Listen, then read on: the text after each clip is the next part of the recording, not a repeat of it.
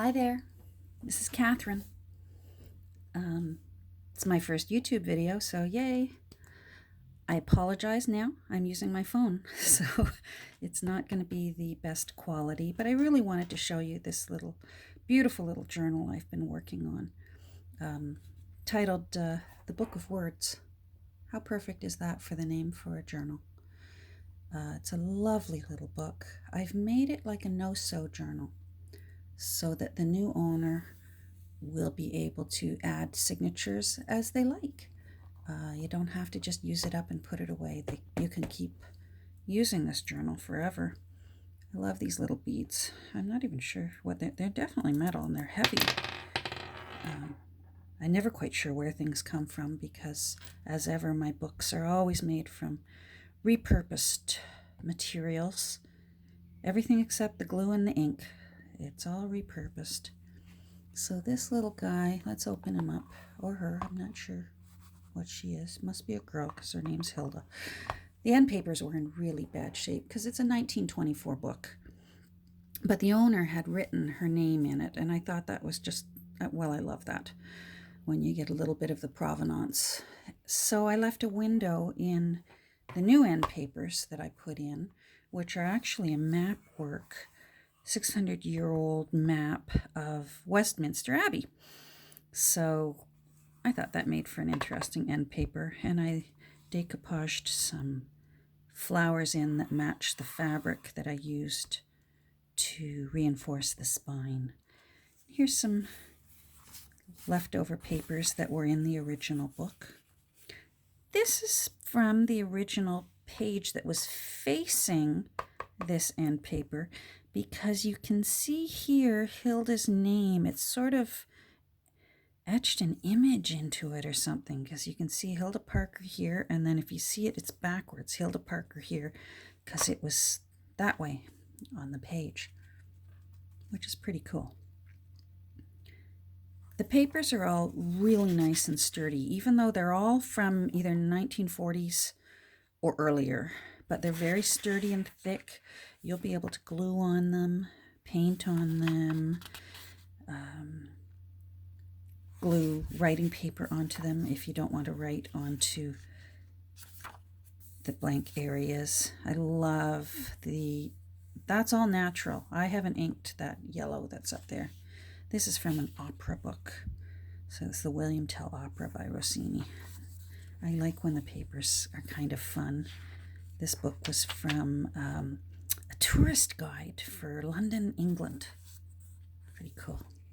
Some old sewing books. Oh, pardon me, yes, the sewing book is from the 60s. But the rest are 40s and earlier. This is another one of, here, you'll see how these work. They just slide in like that. So you'll be able to put in new pages as you need them. This is the original first page to the book. Was printed in Toronto. Yay!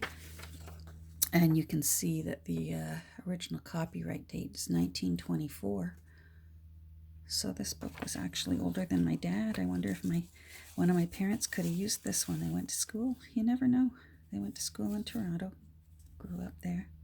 I rough-edged all the edges.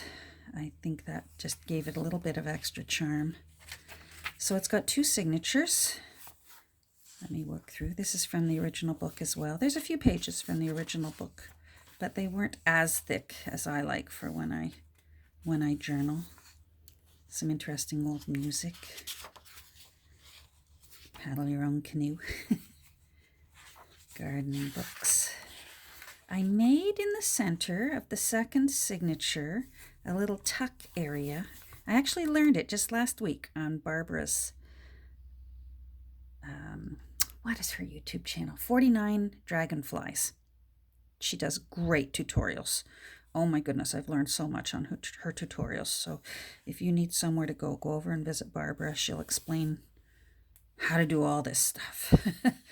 I always include one of these bookmarks in my journals.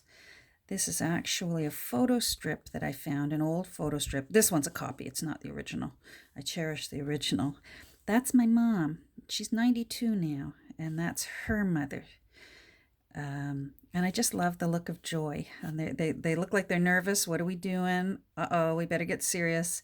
And then there's just this beautiful photo of the two of them, just sheer joy. And that would have cost them money back then to go to a photo booth and get a picture, the extra money that they didn't share.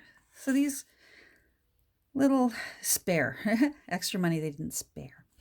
These little pockets, you can tuck little things in as you wish. And then there's just more pages for you to fill. I thought that was also appropriate. My bookhouse. And more old papers, but they're not bad. They're not ready to start cracking. You know how some papers can start cracking? They're not ready to do that. They're still tough and ready to take what you need. Another map. It's sort of the other side of Westminster Abbey. And flowers that match this really cool fabric. And for now, I tucked one of my business cards in there. You can put whatever you like in this little tucky spot. I made it from a herbal tea bag. It's the kind of tea bags you buy them and you fill it with your own herbal tea.